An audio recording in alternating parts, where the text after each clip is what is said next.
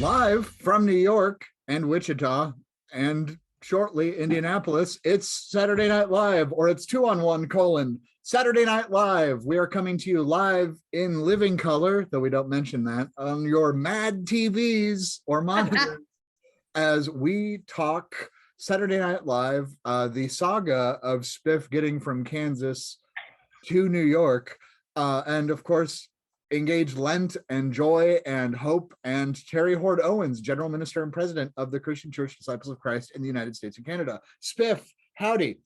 Hi, you know what? I want to talk to Terri. I know that I have been asking us our dues for this thing. We are sponsored by Jeff Wunrow. You all know it. Go to jeffwunrow.com, JEFFWUNROW.com. Use the code 2on115, 2on1, all the letters, 15. Those are the numbers.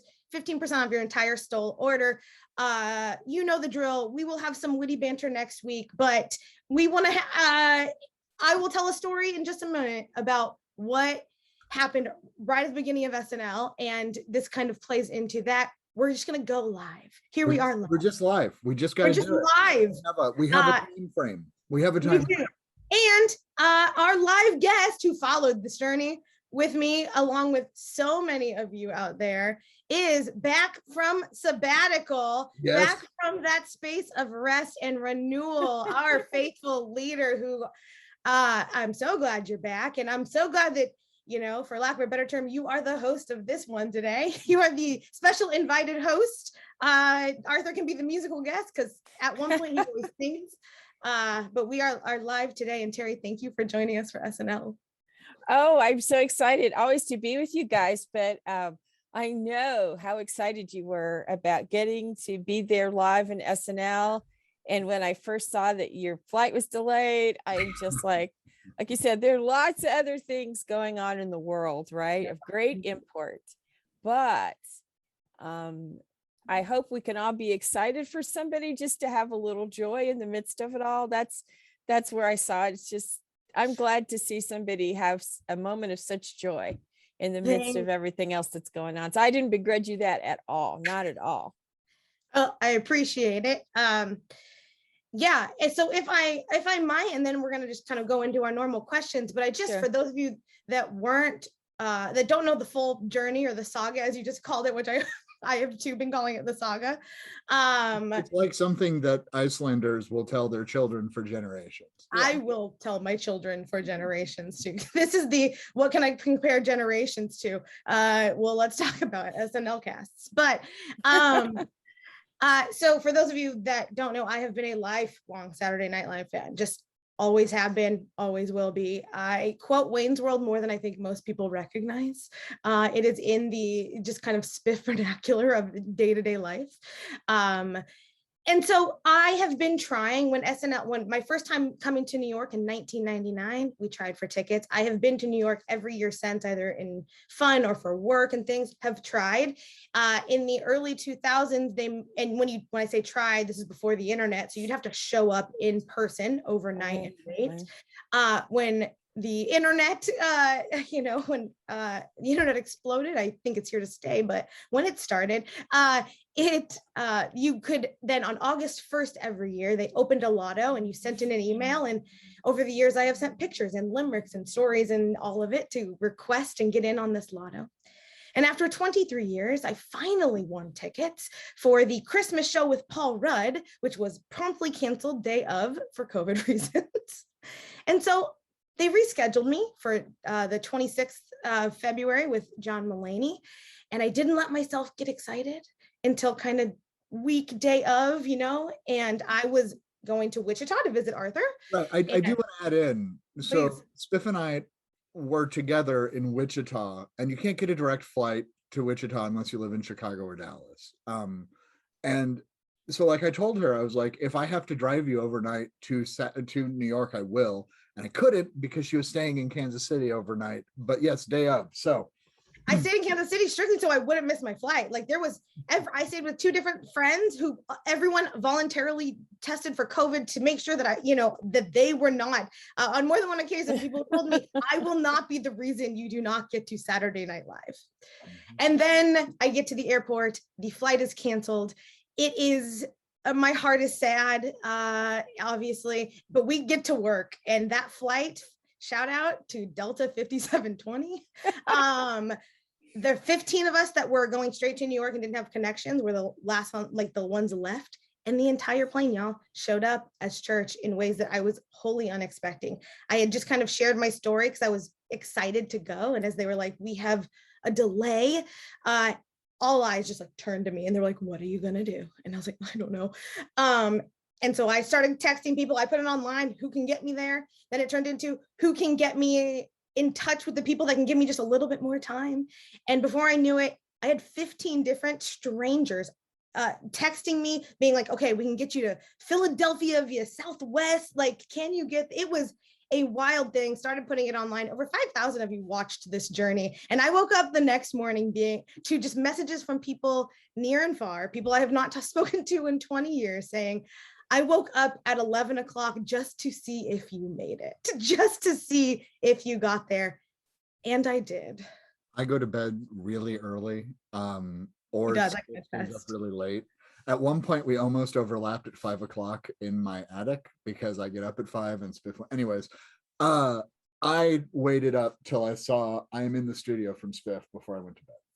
I don't know what I would have done if you couldn't go, like rending clothes and sackcloth and ashes. Yes. My husband and I are serious SNL fans. I mean, I remember when SNL was brand new. I won't tell you how old I was, but I remember those early years and always have been an SNL fan. And people say, my husband is a worship pastor. And so, people always say Saturday nights, why are you two up late Saturday night? But it's like, we love it. So I was telling him all afternoon, I'm like, Stephanie's playing is late. So there's all this drama here because I'm like realizing, just feeling, the stress that she must have been feeling to say, oh no, not again. Something's getting in the way. And so when it was on, I always record SNL and I made sure that the setting was there, because if for some reason I don't get to see it live or I miss it, I definitely want to go back and look at it. And I think I watched the whole time with my eyes glued, looking for a glimpse of you. I was waiting to see if there would be a shot. I don't think you were on You couldn't camera. see me, but you can hear me. My friend Ashley and I both said, you can hear me, just lose my mind. You can name. I went to worship the next morning, obviously, and I was hoarse because I can pinpoint the exact moment of the exact sketch in which my voice left my body, because I was with 150 people just losing it. Tina Fey comes on with Conan O'Brien, with Paul Rudd, with Steve Martin, Elliot Gould, and Candace Bergen, and we lost our minds in a beautiful, connected way. And it was church. I have often said that I grew up outside of the church, but I have known beloved community in different ways. And this was the Spirit was present in every way I can even begin to name, either through like education, faith, experience, all of it. It was there and present. And so I'm glad that you have a relationship. Arthur, what's your relationship to Saturday Night Live before I just launched in? My dad's a night owl, so we watched it all the time. I started watching in like, I will say how old I am just to give you context. I was born in 1984 and I remember watching like Mike Myers and Phil Hartman live. So it's been an always thing. My friend Lou and I had a best of John Belushi videotape that we actually wore out from watching his imitation of Joe Cocker. And our jazz quartet, when we played in the 7th and 8th grade, could do with a little help from my friends. And I was wondering, what would you do? But it was John Belushi imitating Joe Cocker. Yeah. YouTube has been the best thing for finding the old skits. And a few weeks ago, I do think it's the funniest thing I've ever seen. It's the perfect setup. In the 90s, Steve Martin hosted, and he's with Victoria Jackson and Chris Farley. And he's talking about, I'm burnt out and I'm just going to phone it in. I'm going to do whatever. And they give him his King Tut costume. And he starts this song, Not Gonna Phone It In Tonight. but it's everybody. It's the whole cast. It's the crew. The Teamsters are dancing in the background. They fake Lorne Michaels singing opera. And it all comes down to, I made this happen. And the cast is behind him. Steve made it happen. I made it right. He made it right. Live from New York. And he line. And it's the most amazing 5-minute setup for the stupidest Steve Martin joke. And that is like where my soul lives sometimes. I'm such a cold answer, but when I'm having a day where I doubt the church, I actually watch that clip as a reminder. Well, and you know, Terri, you just got back from sabbatical, as we obviously, as you named in your prayer time earlier, as I so longingly missed you for 3 months. I'm so glad you're back. I'm sorry. I am too. Oh, thank you. But you know, you've been talking a lot about the NAP ministry, and please remind me of the woman who is the NAP minister. Trisha Hersey, Trisha with the CIA and the Hersey. She's on Instagram as the NAP ministry. NAP ministry. She has a book coming out in October, Rest is Resistance. Ooh, who also has a book coming out this fall. Yes. On one project. Yes. So buy both. But you know, my prayer for you, I asked you before you left, just in, you know, I think just in private, the two of us, you know, how can I pray for you? How can I hold you in this time? I intentionally like didn't text you because I would want to text you all the things. And so I was like in my own space, just being like, you know, let Terri be and do and all the things. And part of that prayer was just rest, was renewal, was peace of spirit for all that you were carrying. But I found myself naming, you know, I hope, Lord, you know, give her rest and renew whatever needs renewal in her, because I didn't know what rest might look like for you, because rest looks so different for all of us. I'm an insomniac, and so naps for me are actually really unhealthy. And yet they are the perfect respite and renewal for others. I found myself this Saturday fully renewed, fully rested after kind of no, you know, rest at all. Because what rest was for me was this joy that I had not known in such a long time. And I'm wondering if on your sabbatical, the relested, I'm wondering if on your sabbatical, anything came to you about the kind of nuance of rest that we are called to? Because I will just name, this has been a long week. Our book is coming out and we've been working hard on it. I knew it was going to be a long week. It is Ash Wednesday. We are pastors, and yet for the first time in years, on no sleep, I feel ready and prepared and renewed. You know, I think what I learned about rest, and I think what Reverend Trisha Hersey is really trying to say about rest is actually what you said. It's not even so much about the naps, right? It's not even about having a nap regimen, right? Although my brother is a year younger, was able to retire early. He's like been taking naps every afternoon. Professor Martin Marty, the famous historian of American Christianity, is in his 90s.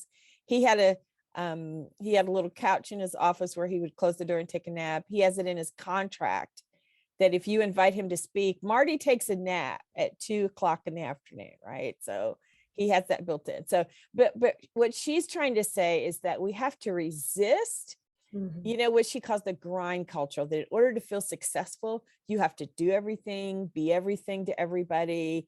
And that you, in order to prove your worth, you have to sacrifice yourself in order to do all of that. And so I think that as clergy, one of the beautiful things about, I think the joy that you got from SNL is that it feeds, you know, we're multivalent spiritual creatures. There are lots of things to our fulfillment and to our happiness, be it, you know, I have a friend who is really into photography. My husband's into music, but he loves being outside. He loves planting, and he loves working in the yard and taking care of plants. And I think we all need something, no matter what we do, that is not what we do. So we all need to have something that gives us joy that is not tied to what we do vocationally. It can, and that's what I was trying to do during my sabbatical. I waited until a couple months in, and you know, my mother passed away in September. So I was like, part of it was like, can I keep busy enough so I don't think about that? But that's not really healthy. My sister and I are in this online grief therapy group. And so we were sharing resources and doing that kind of thing. But I was reading stuff that had nothing to do with God.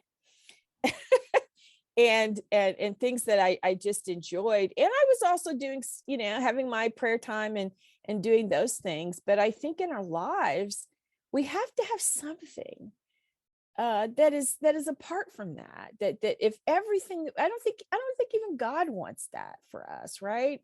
That if everything we do in our lives has to be tied to this leadership or prophetic role that we have, then we just get sucked dry, and it's a pressure that the outside world and congregations and other ministries put on you. So if you're a Cubs fan, go to those games. Don't. If you're a Cubs fan, repent. That's another joy. You know, it's funny that you name baseball, because I think we've named this too, right? Baseball and soccer and theater, including are the things that what I'm hearing you name, like, are the things that I have found God in that we have not traditionally named as God. Right. Like, for me, God is not just in worship, right? No. God is not just in worship. And so if we don't help people get that, quite honestly, a lot of our worship won't help people find God. There it is. There's the quote, because that's the truth. And your word multivalent is so important, and it's such a perfect term in that we have to accept electrons from numerous things. Spiff actually taught me a really good phrase that I use, and I've been using the last 8 months since I heard it, which was, I will not apologize for resting. So Tuesday nights, I don't do meetings, I do improv, and I like it. And it's what a joyful thing to just read a novel that's just a novel. Exactly. Yeah, it doesn't have to be sermon prep. I do have a question for our triad of people, because I think we might have to continue the Saturday Night Live conversation for a while, because it's 47 years of pretty much a pop culture shattering thing. What does it mean? Oh, and I forgot the question. Dang it. We're going to edit this out of the not live broadcast. This is live people at the camera. Well, if I might, I have a quick story of of something that happened that I think is helpful for the church. You know, 2-on-1 has helped me look for God and God at work in kind of everything. And in new ways, because I look for God in spaces that I have wholly thought God did not, or not could not dwell, but just did not want to dwell, let's say.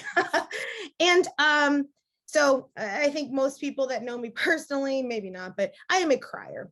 I cry if I am too happy, and I cry if I am too sad. Like, if I am not in a like just kind of real middle ground, I am a crier, which I've come to embrace, because surely as a child, I will tell you, society had not, all the times I am told, you cry too much, you don't cry, all of that. And, but I've come to embrace this as just kind of part of my wholeness.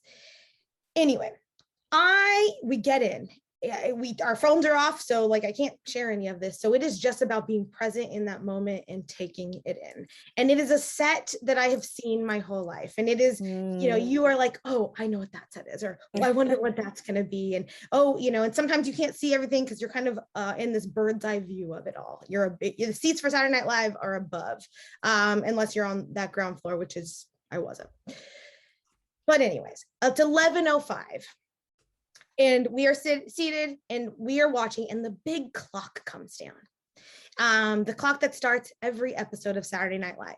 And now I, being the Uber fan I am, have heard interviews with Lorne and heard interviews about this. And the reason that the clock shows before every single episode, every single one, is that it tells the audience, it postures them towards the time and says, we are live. And it's the first moment in which this in which Saturday Night Live is building trust with those that they are watching, saying, believe that this is live, because it is. Because not everything you see on TV is real, you know? And so it's just like, here is this clock that immediately says, trust us for these 90 minutes. And at 11:05, the literal 11th hour of what is happening, the prop master, whoever was in charge of, you know, making sure that the clock was set right, breaks the hand of the clock, of this iconic clock. The minute hand on the clock is fully in his hand, is off. And there are people just on ladders being like, how do we fix it? Like, it is frantic, and it is right in front of us, and we are just watching.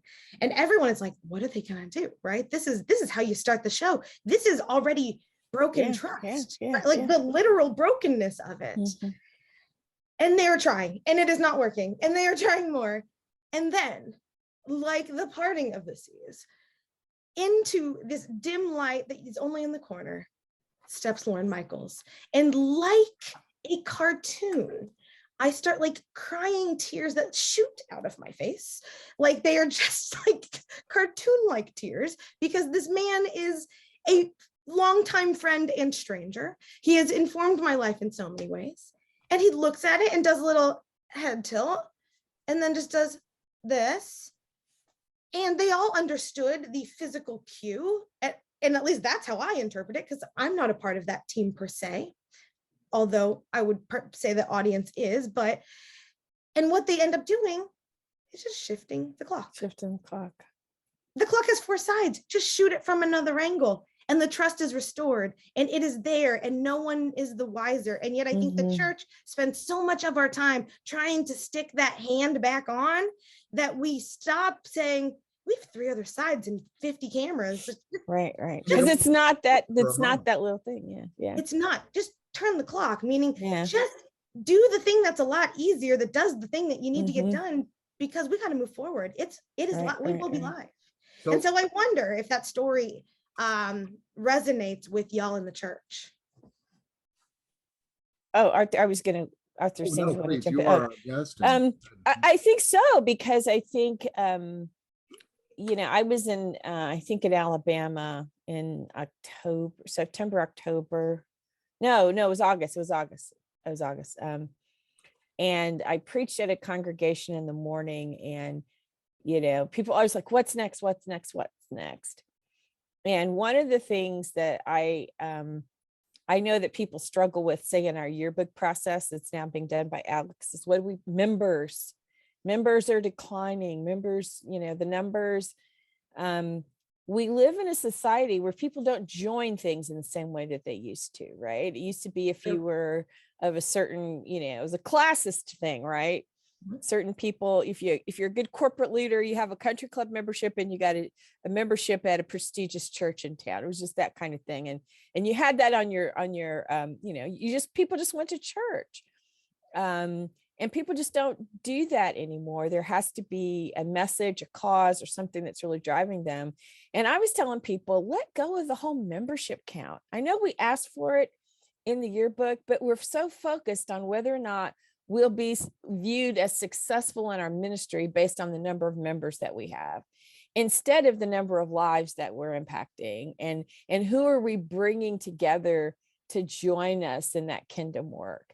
And so we got to find different ways to really, I believe in measuring, I believe in counting everything, but we got to measure. We have to find some way to focus on those things, because people will focus on what they think the measure of success is. And so it's like, oh my God, we don't have X number. It's like, you could be doing fabulous, phenomenal, creative ministry. And some of our best social service ministries come out of pretty small congregations, like the Recovery Cafe in San Jose. That's a fairly small congregation. But this Recovery Cafe, oh my God, it's just impacting people. That idea gives them a ministry that's not reliant on who's in worship on Sunday. I've not been there for their worship, but I do know that if we're just counting on people to come and be with us because they like our worship is important. Worship is not for us, it's for God. But we get so wrapped up in all these things that are part of a model that's out of date. That, I've got a 31-year-old son. So I know it's hard to believe, isn't it, aren't there? And I was not a child mother, right? I was not a teen mom, but my son and my daughter-in-law come to church, and my son says to me now, Mom, I wish you were still pastoring. Mm. Because there are people who need to hear the fact that he tells people that my mom is not like those other ministers, right? His best friend, I'm doing his wedding in March, and these are two people that are not really churched, but they trust me. So they want me to bring something to that. That's the kind of connection the church needs to have. Not, will you sign up on this committee and will you be part of this? So the clock face, in many ways, is like it's our membership and our building. And if we could get rid of those things and not worry about how many members we have and what kind of building we're in, we could be doing like really creative work, good work that will reach people. Like if you're yelling and screaming and losing your mind at Saturday Night Live, why can't you yell and scream and lose your mind in worship because something that was said or done in that space got to you? And in some cultures, you're free to do that, right? I will name the towns of the park. Silent words. When I go, I'm like, okay, like, will your it's one of the first questions. I'm like, and it's been, I'll name one of the hardest things about preaching online and these things is that the park, we are a loud congregation. My congregation will talk back to me when I am preaching, which I have come to understand as being part of Black church culture, which I need. It's not even that I just appreciate. It is now as a minister of the gospel of Jesus Christ, like it is what I need in that moment too, because we are in it together. And so yes, I'm all about like lose your mind. Like, what does it take to lose your mind in worship with joy? Well, and I think so. And on the trust thing, it's turning the face of the clock. The clock is still there. We can still focus on membership. We can still focus. Yeah. It can't be the only side we see. Right. Yeah. And it's the trust thing. So I find it fascinating that they draw so much of their cast and so much of the writers from improvisational communities. But then the show is absolutely very clearly scripted through the entirety of it. In the Five Timers Club episode, at the very end, the camera was pulling out. And if you watch it online, Tina Fey like throws her jacket at somebody and runs off stage because Tina Fey was on the show for 12 years and she knows they have 25 seconds to completely demolish the set. I've always found it fascinating, the people who didn't stay on the show because they wanted to improvise and they couldn't, the people who were fired from the show because they did improvise when they shouldn't have, and the folks who couldn't do the show as it was and wanted. Ben Stiller was a writer on the show for I think 4 weeks before he quit because it wasn't doing what he wanted. He's still considered an alumni. He's still actually considered somebody who is important to the show because it made them reevaluate how and what they did with writers. Absence did more than his presence. I like there's a fluidity and a flexibility to the show that is very it is damming a river. In Live from New York, the oral history they put out probably 15 years ago, and I hope they'll update it. One writer talked about, I had a sketch. It was my first sketch. It was the last one of the night. And then Joe Pesci did a walk-on and the audience cheered for a minute and a half. And I lost my first sketch because it's only a time frame. Yeah. And I think about with the church where my people do like to beat the Baptists to lunch, but what if my sermon needs 5 more minutes? And there are people in the church who would say it does not ever need 5 more minutes. But there's also do we trust the Spirit enough to guide us? Do we trust the Spirit enough to try new things? Do we trust the Spirit enough to say, if we build these parameters, can we move within this, but it may not be a straight path? And I think when you bring up the Recovery Cafe, Terri, it's a really good point in that. Like, what if we said we have an hour and a half to do something new, and it may fail? And how many horrible Saturday Night Live sketches are there? I mean, 1980, 81, 1982, 1983. I'm just kidding. There are plenty. Yes. So no, what I'm hearing from all of this too, is that even if a number looks the same, it doesn't have the same value or same weight. That 11:05 at Saturday night is a lot heavier than 11:05 Saturday night, somewhere if you're just at home watch, there's even that difference, that 100 people for one church and 100 people for another looks very different, or means something entirely different. And that, if just one person knows love a little bit deeper and a little bit more, rather than 200 people who, may have shown up for whatever reason, how are we valuing that space into that time? Can you put that in terms of sheep or coins? I have a really great book for you. And it's called the Bible, and it'll do it for you. No, but I mean, it's just like, how are we? Because you're right. Who did you say it was their first sketch? That first sketch and that first, and maybe it's his first walk on of the night. It's still 1-and-1, and yet one has way more value of affecting change than the other. Tina Fey walks on to John Mulaney's 5-timer sketch, and I will name, even from the audience, from his monologue when he comes on, all of it, the loudest point of the night was Tina walking onto that 5-timer show, or in that 5-timer sketch. And that's because it pulls on our heartstrings, and it says, we know what you need and want and things. Terry's a 3-timer, and already we got, people on Twitter giving guff that they don't get 3 time. Come on. But it's the weight of the weight, right? Like, what does that mean? And as it's Ash Wednesday, and we're kind of tying ourselves or posturing ourselves into this cycle of life. We are in season 47, if you can believe it. I'm wearing my SNL shirt. And, so that is 47 different seasons of new cast members, new sketches, new, political and social touchstones, because what Saturday Night Live does well, and what I hope the church can learn from this, like one of the things that we ask everyone, right? What can the church learn from said topic? What the church can learn from Saturday Night Live, I really do think, is that you must start from scratch every single Sunday if you are to keep up with what God is doing in the world.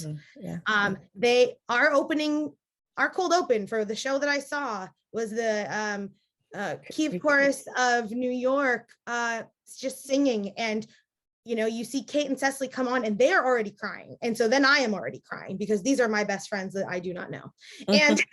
And when I watch, I'm wearing earrings of Kate McKinnon and Leslie Jones, and but anyways, the church needs to what do we as faith leaders need to do to start over anew every moment we come together? I think there's some, I don't know if they'll take Lorne Michaels' brain and do some work on it later. I am just amazed that this man has been doing this as long as he has, and he's still relevant, and he's still making things work. And you see the long hand of Lorne Michaels extending all across NBC. It's like he's NBC. He is. I don't know if you've seen Jimmy Fallon, like That's My Jam. It's a brilliant game show.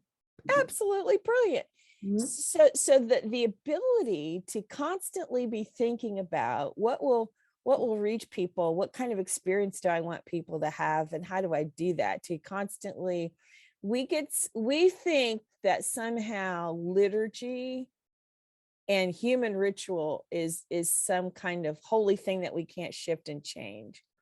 When liturgy and ritual are humanly derived as our attempt to connect with the holy, and that's always going to change. That's always going to change. Be it I as a Black woman pastoring a predominantly white church had to learn a whole lot of different things, right? And not berate them because they weren't my home congregation that was 3,000 members, right? Or the church that my husband serves that's 10,000. So the way they do things is different. What I did try to do is kind of shake things up a little bit and say, hey, let's try this, let's try that. But relationship, but I do think there's something to saying, let's start all over. Like, what do we need to do now in this moment to speak and to be relevant. And the worship is one thing, but if we're not engaging people in what we're doing beyond worship and why you need to be part of this collective, then people aren't, because people aren't coming for worship. They're coming for acceptance. They're, the term seeker that Willow Creek used. Willow Creek started this whole thing with like drama ministry. And Nancy Beach, who's a phenomenal woman who happens to be a friend of mine, who started that whole thing and left Willow for reasons that, are hers. But the idea was that you could use theater to draw upon emotion and set up the sermon as a response to the human condition or problem that was there. And that was radical at the time, that you do drama or that you dance, or, if in worship we aren't connecting, like what we love about SNL is they're going to be timely. They're going to make some kind of commentary on what's happening in the news. They're going to take those cultural icons and make them funny. And we're going to see ourselves reflected in those skits. Sometimes we don't see ourselves in church. We don't see ourselves in sermons. We don't see or feel ourselves in music. And so if we walk in, I remember people walking in going, Terri, I can do you. I don't know that I can do that. Right. So if you're a certain kind of pastor, that's why it can't be just you. People, I'm going to start a church. I got this prestigious pulpit. I'm a great preacher, blah, blah, blah. It can't just be you, because people can walk into your church, hear a great sermon, and all around them are, dead stones of people, and they're applauding you because you're performing in their club and they like that, but the impact isn't going beyond that. So I think there's something to that, starting over and being relevant and letting people see themselves, and they're not just themselves identity wise, but the experience of being human, somehow that being acknowledged in the experience. So you bring up an interesting point, and it's something that I've been thinking about, and I want to kind of like weave this in. And the 40th anniversary show, which I loved, it just made my heart happy, so happy. My favorite line out of it was James Van Der Beek when he said, "I think I was conceived during a Conehead sketch." And but they did an in memoriam reel, and Michael O'Donoghue and Phil Hartman and Jan Hooks, I believe, had died at that point. And the danger, Bill the Ratner. Yes, the danger with the memorial reels is that people might be left out. And I always look for, her name, I think, is Danita Coleman. She was the first Black woman. Yes, she was the first Black woman on the show, and she died. And I always watch that, and I always look at Saturday Night Live stuff because she is always consistently overlooked. And as they had this moment where they paused and they remembered and they blessed those who had come before, the gag was they included John Lovitz in the reel, and he was very much alive. And once the reel concluded, he was like sitting in the audience, appalled at this. Metaphorically, I see it as this: we look so much to what was, and our table is one of remembrance, but our table is also one of the foretaste of the great point of reconciliation.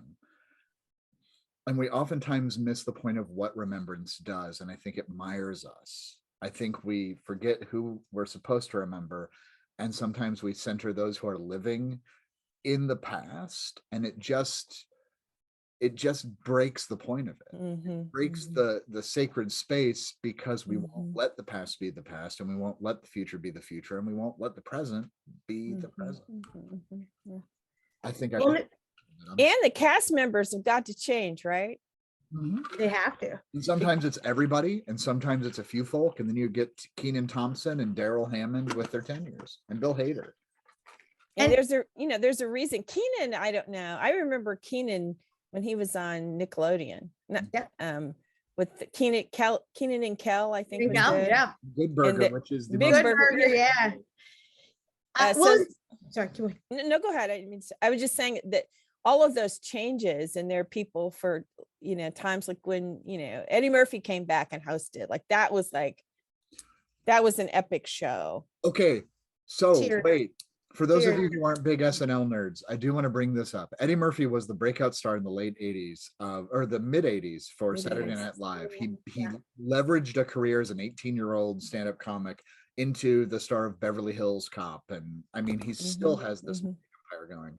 But very famously, he was fired by Lorne Michaels in 1985 when Lorne Michaels came back after a 5-year hiatus after 5 years of doing the show in the 70s. Eddie Murphy has been an outsider for this family forever. They even joked about it at the 40th anniversary. Yeah, yeah. Oh, yeah, they did.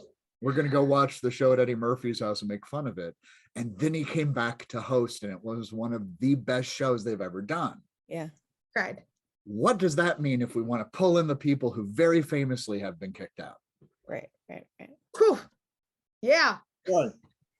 No, and I had, so, you know, when you get Saturday Night Live tickets are notoriously hard to get. 23 years it took me to get. And I happen to have some connections that, you know, like that I have called on in the past to say, can you help me out? This is just a dream of mine. Can you help me accomplish this? And they couldn't, because it was like, no one can get these tickets. It's really kind of an up in the air thing. But when you get them, it is that input, like that point in which people have a connection to both you and it.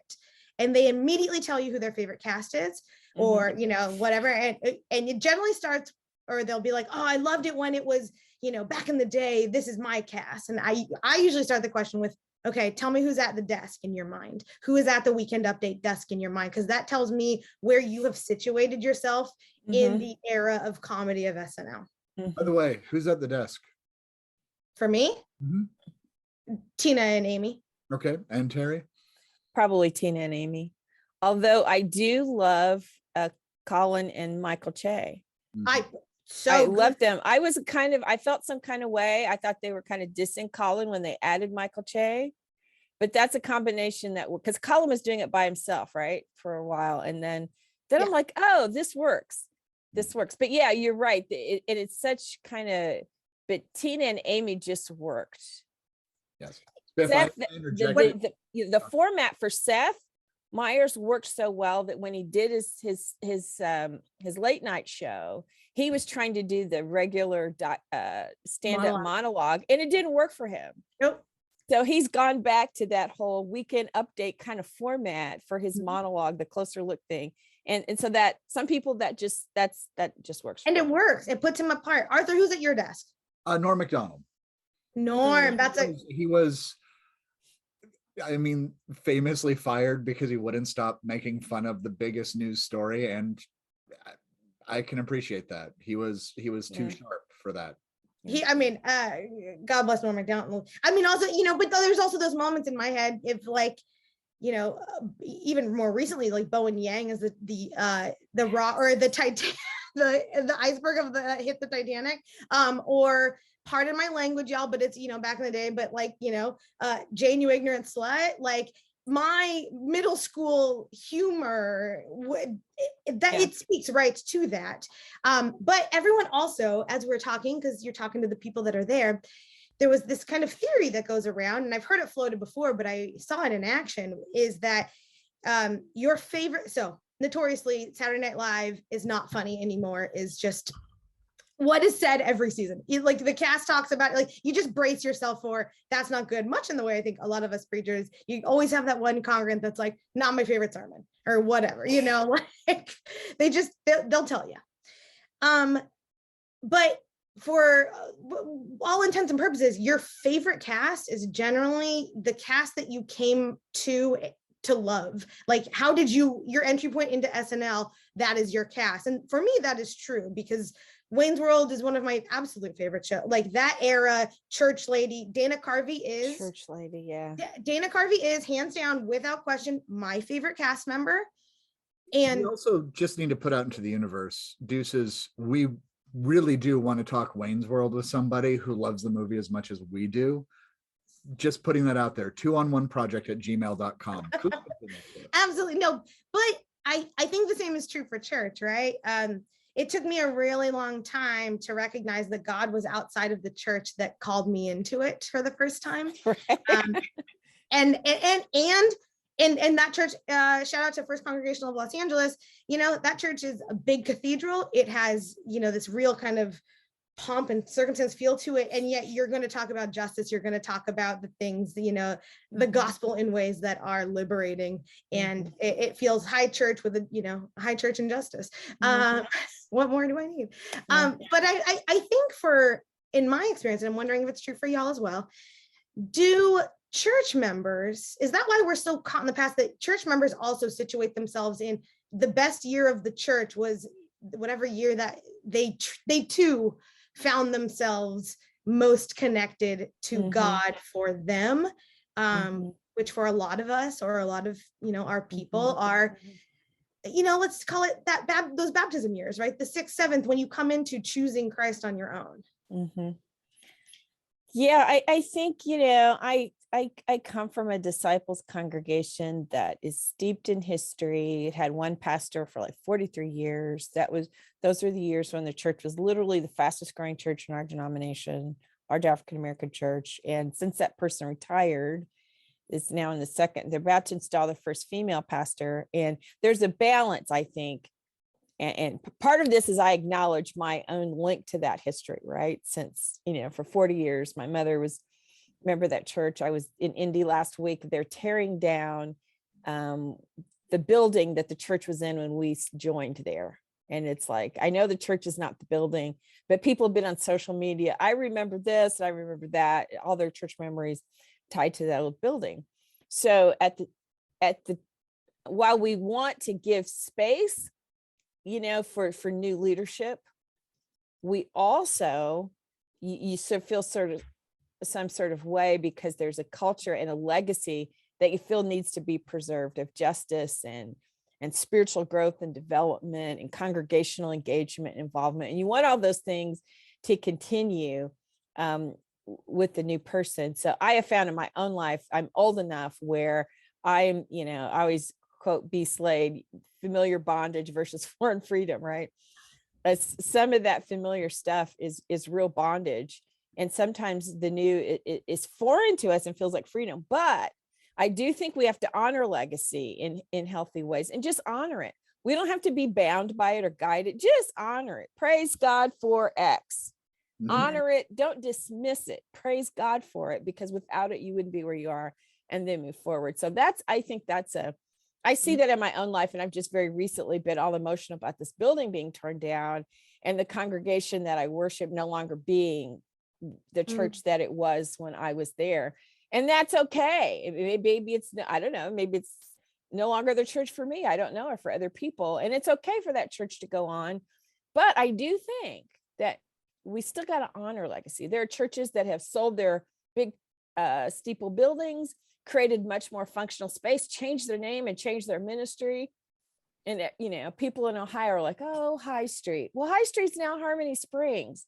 And relevant and doing awesome things. So you got to do both, but I don't think Harmony Springs would ever malign the history that was High Street. And so as we move forward and reshape and remantle, we can't disrespect what happened before. We just bless it. Thank God for that. But we are moving forward.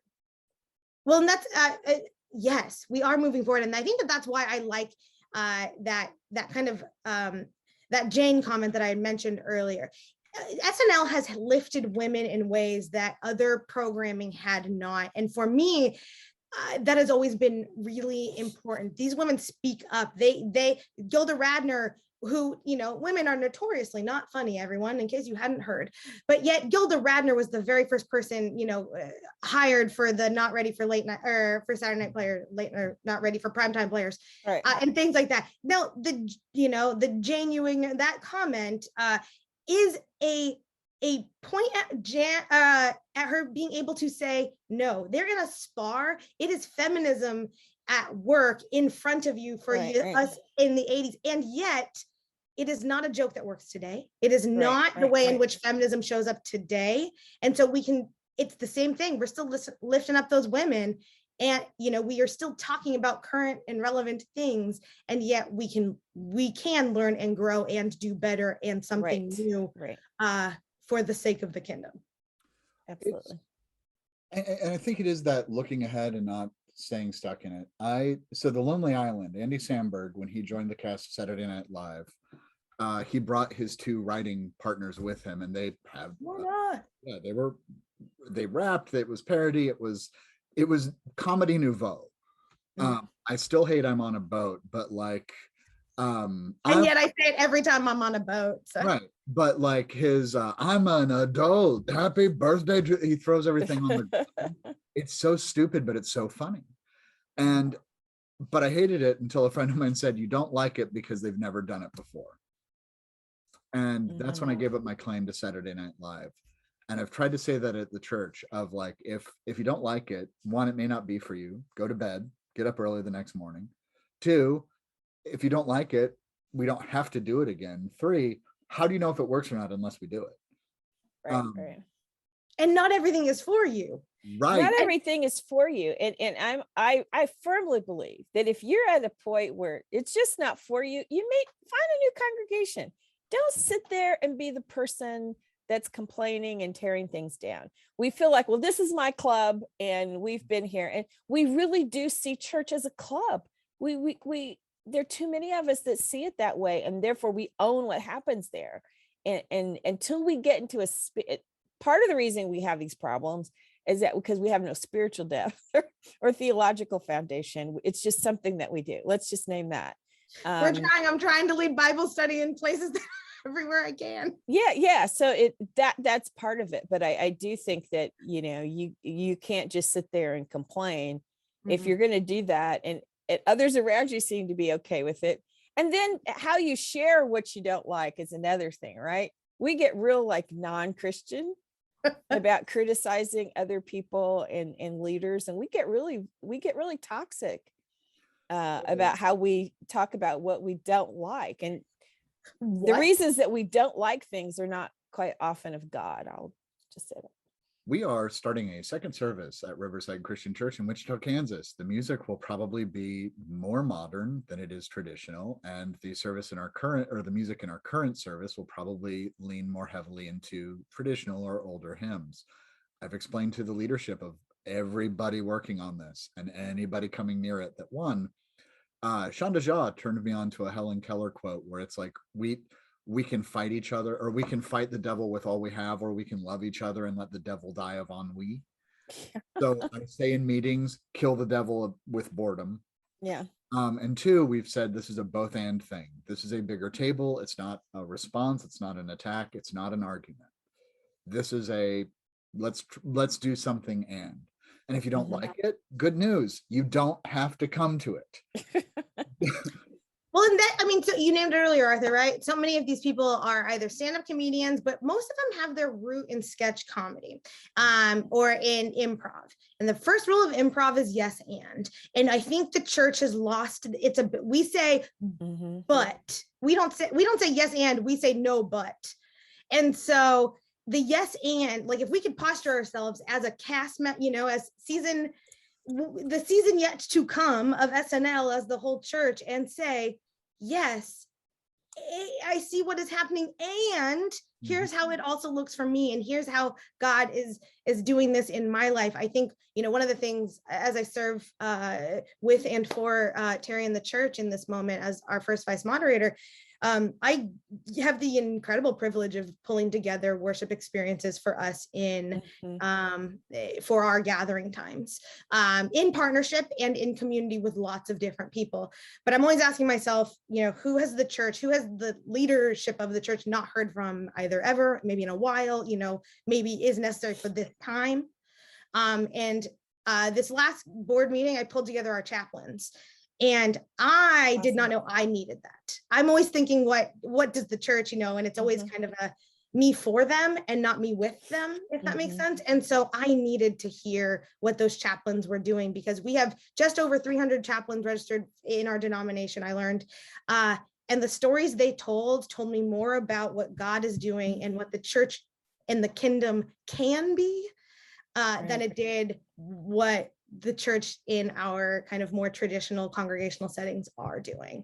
And I was just blown away by God not staying with us when we're like, oh God, here we are, worshiping you again in these quiet spaces, and being like, oh no, these people are in prisons and hospitals and death and life and dust and all of it. And God is so active and present that they don't even have time to sometimes stop down and name or call God into presence. Yeah. And they're not, what I thought about is the work, the ministry that they're doing, in a congregational setting, there's a performative element, right, to what happens on Sunday. There's a performative element in our liturgy, and we're trying to make sure that, music is done well and things are flowing and things are doing well. When you're with somebody in the trenches, and when that one chaplain was talking about, as I was offering this man a cup, this might be the last cup he'll ever drink from, in his life. You are there for them in a way, and no one's seeing that moment.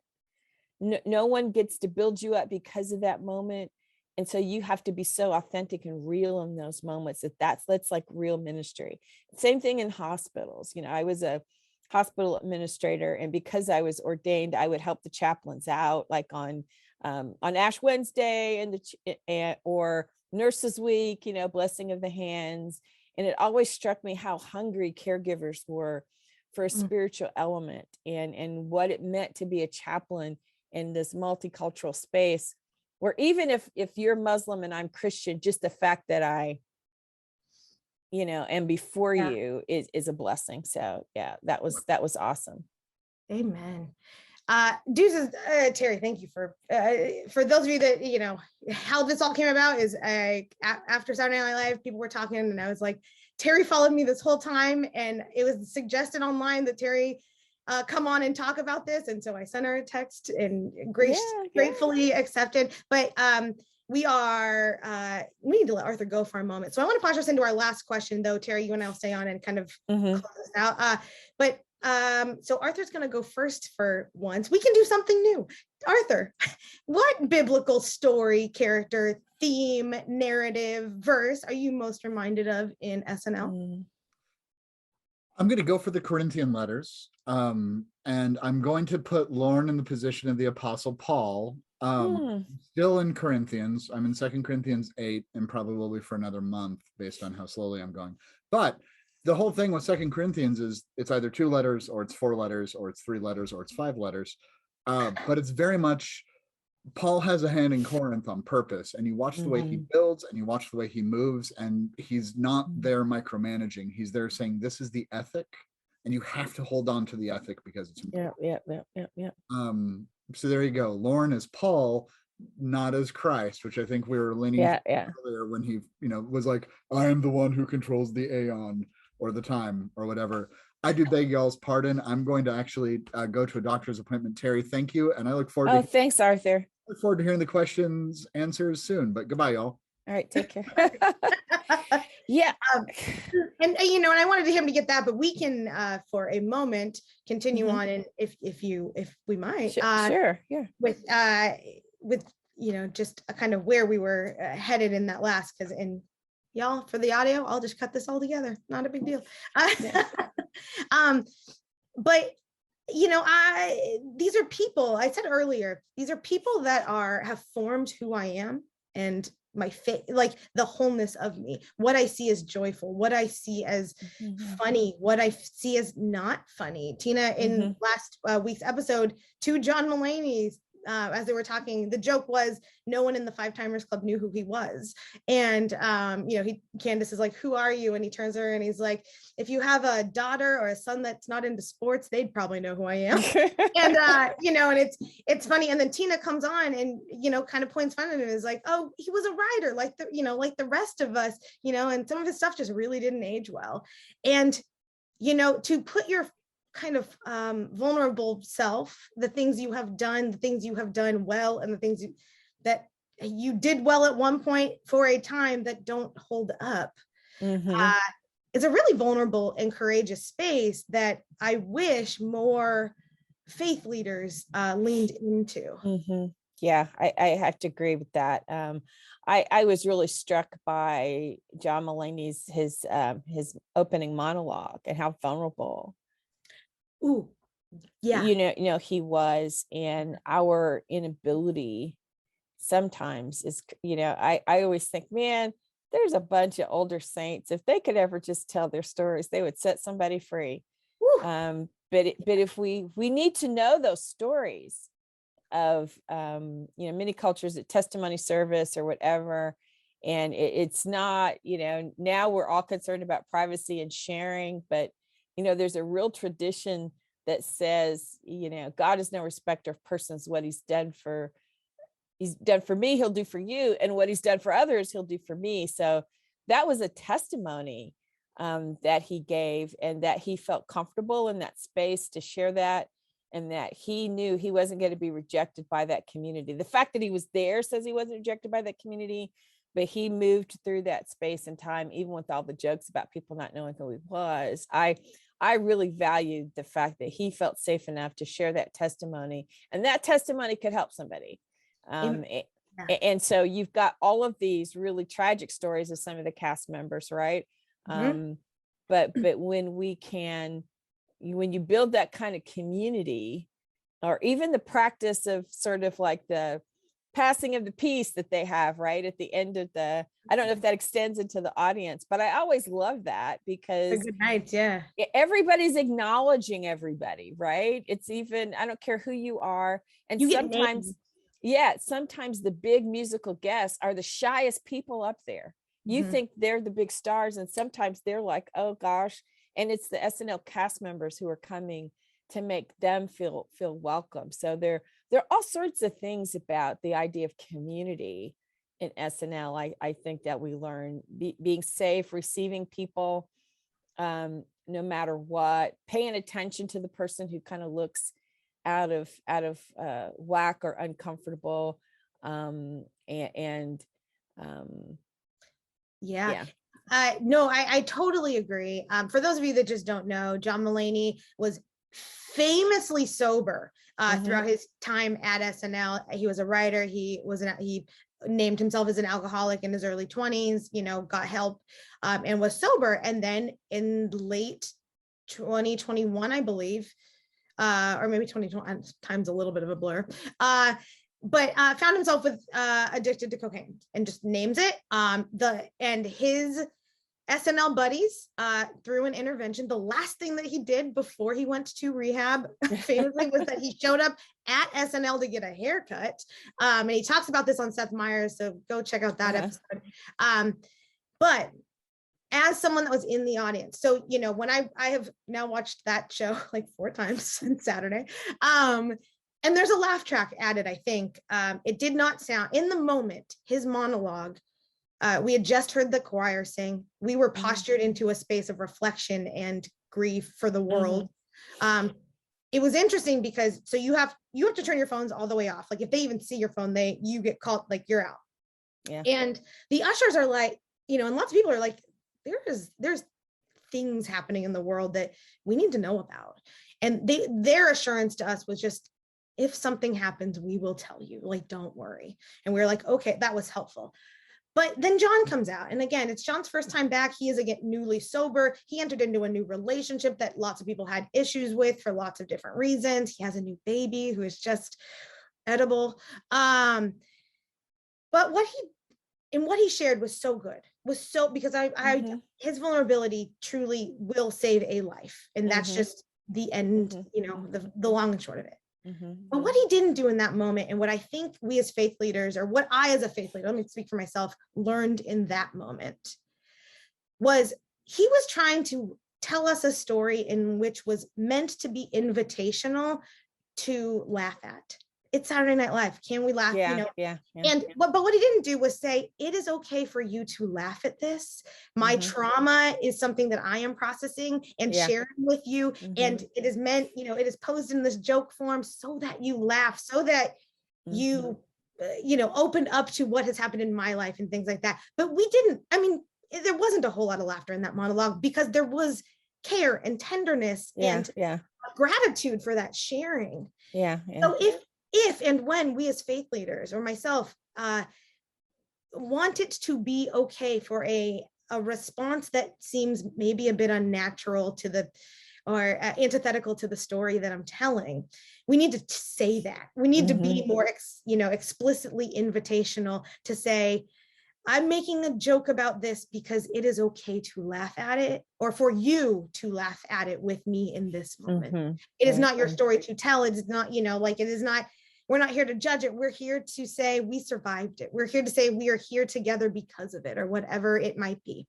And so it took a minute for our crowd to warm up because we, choir and John's story, and the heaviness of it, but the relevancy of it. And held in tension with the comedy of life. Like, the spirit is a funny one. And it was funny. I'm trying to think, as I was watching it on TV, it was like you kind of got the, he disappeared. And I've watched him on the show, before. Love John Mulaney. And then there was just this sensitivity. There was just this rawness that was, that was there, that he was letting us into.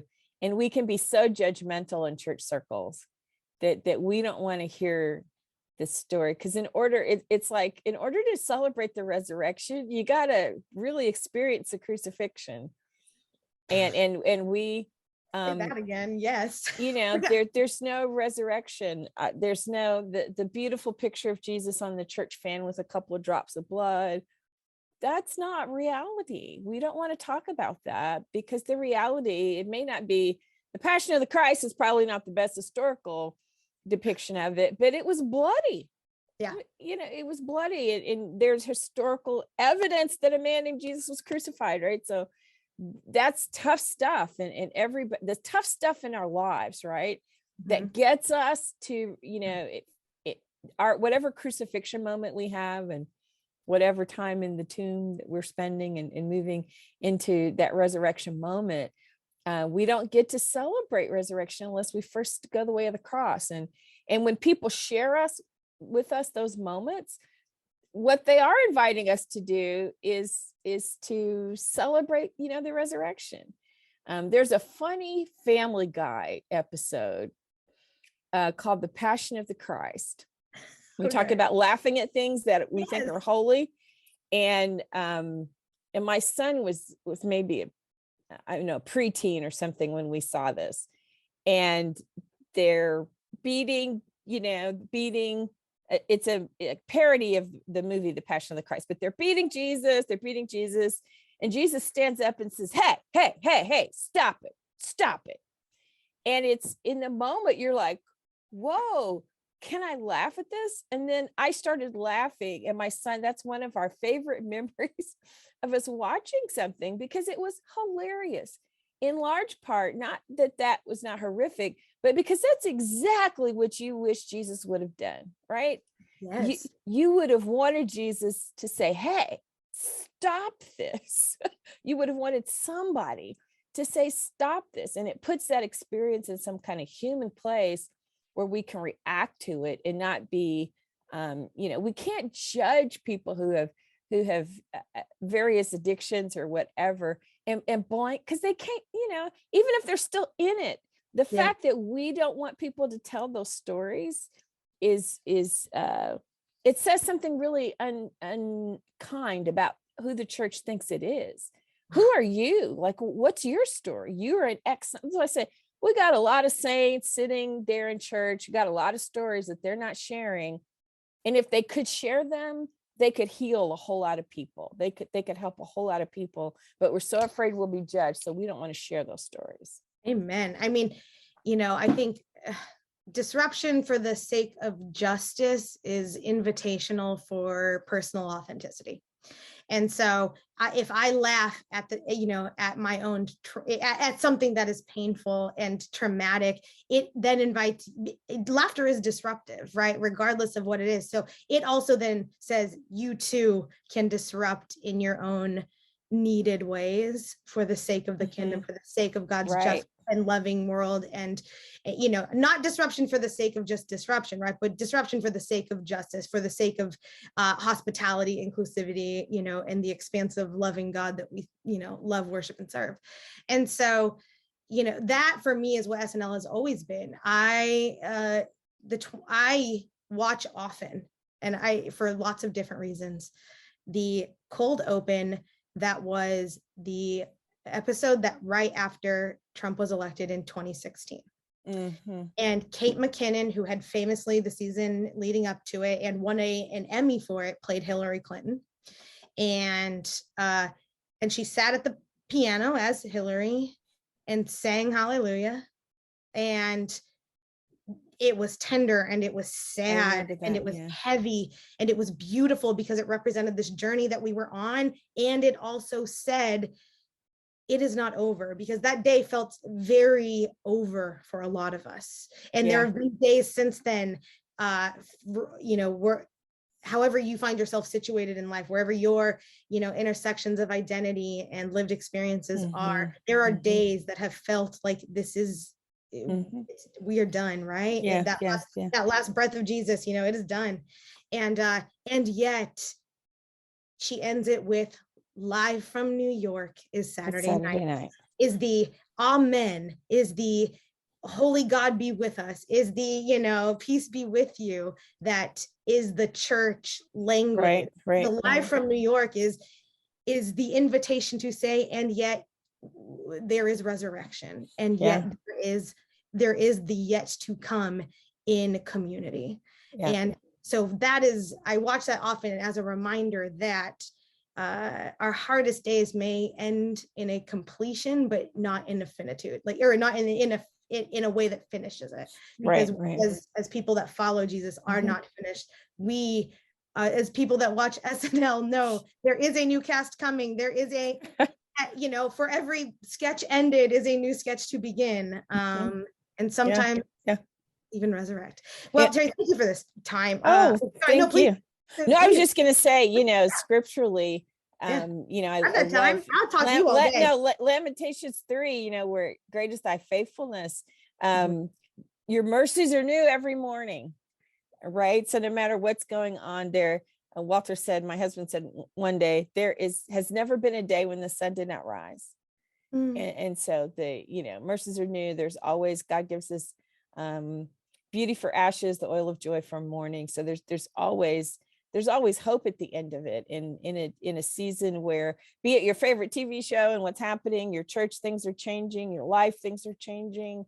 I think that those lessons of how we've talked about receiving this new cast and receiving even people's vulnerabilities and having a community, we want some part to be, I want everybody to be excited about God and church in the same way, the way we are about basketball games, the way we are, it's like, I want to be there. I want to see what's happening, or, it's such an integral part of our lives in ways that aren't oppressive, right? It should be obligation or duty, but it should be life-giving and filling us with joy and allowing us to see the change in people's lives because we're doing certain things. So anyway, thanks for inviting me. It's always good to be with you. It is always good to have you, but as now's the actual, we'll posture into the final part of the show. Terri, what biblical thing, person, book, character, anything of the wholeness of the Bible are you most reminded of in SNL? I was right. Arthur took my answer because I think and earlier when I was saying, we want to kind of get inside, Lorne's brain, not because he's the Christ, but because he does, Paul helped us articulate our theology early on. And so, and Paul was always mad when people thought it was about him. He's like, this is not about me. This is about making certain things happen. And I think you have to say that has worked because Paul's still relevant to us. There are parts of Paul that are not relevant. We don't like the way he doesn't stand up for women.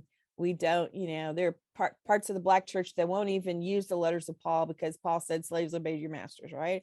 So there's parts of Paul that aren't relevant and, that don't hold up well. But there is this focus on this is the gospel and whatever you do. And that, Philippians, I'd have to go to Paul's letter of him starting out with such great love. Like, I love you. I hold you in my heart. From the beginning, you've been praying for me. I'm praying for you. And I'm confident that the one who has begun this good work will complete it. So that kind of confidence that that's going to be okay. And I think there's something in the water there that says, for 50 years of this formula, each generation has its cast, and you look back and it's still funny and it's still enjoyable. And as I said before, we all need something that just gives us joy. And there's nothing wrong with being able to delve deep into something that brings you that kind of joy. So I was so excited for you to have this joy-filled experience. So I'm, just really thrilled. Thank you. Me too. Like I said, it was a humbling experience to have so many people rooting for me, like invested in my joy. Because these last couple of years have felt so isolating and distant and not connected in the way that was. That felt much more to me like church than most Sundays or most any days, because we have kind of postured ourselves in these silos for the reason of health and safety and things, and also because we've now programmed and practiced ourselves into being the only ones we need. And so, I needed more people. I needed people to say, we are rooting for you. I needed people to check in and say, how's your flight? Are you, what can I do? The flight attendants who worked for where I was flying went to other agents at different airlines to see if they had openings for me. Like the acutism of all of that to say, like, Delta was like, okay, Southwest can get you here, and American can get you here, and Amtrak can get you here. And I was like, this is the church at its best, in joy, in moments of help. And I couldn't take my bag into Saturday Night Live. Like, that's just one of the rules you have to follow. So these people from Brooklyn were like, if it comes down to it, we will take your bags, and and you can get them tomorrow. And then my friend Ann, shout out to Ann Cansfield, picked me up from the airport because she knew she could get me there the fastest. And then I left my stuff in her car, and then she dropped my computer that I needed for worship off like an hour before worship the next morning, because we were just in it together. And and this woman who lives down in Washington Square Park was like, well, I'm closer than Brooklyn, so if you need anything, I'll leave your stuff with my doorman. And it was just strangers showing up for me that we're all in a text chat now, still checking in on each other. And I think there's something beautiful in the seeming mundane elements of life. Like we're used to the homeless, the poor, the refugee. I don't know that we'll even go that far for them, but we're used to reaching out to support in certain prescribed ways for certain prescribed kinds of people, but sometimes really inconveniencing ourselves or making ourselves available is the best way to show love. There was a guy, I'm watching the stories in Ukraine of, and these are, if you notice the leaders in Ukraine are very young. They're young. They're young and they're invested. They're invested, and they're, this one guy's like, I moved to a different town, and I told these people, come stay in my apartment. And this is like real stuff, right? This is like real stuff when it's time to really show up for other people. And but it shouldn't be just in times of war or extreme calamity. That we can be there for one another. And I rejoice with you that your church, your community was there for you. So that gives us hope, right? Gives us hope. It surely does. And I mean, as your son said earlier, his mom's not that kind of pastor, you're not a congregational pastor per se. And yet I talk very openly that you are my pastor. And we forget that as faith leaders that we too need a pastor, and not just to pastor.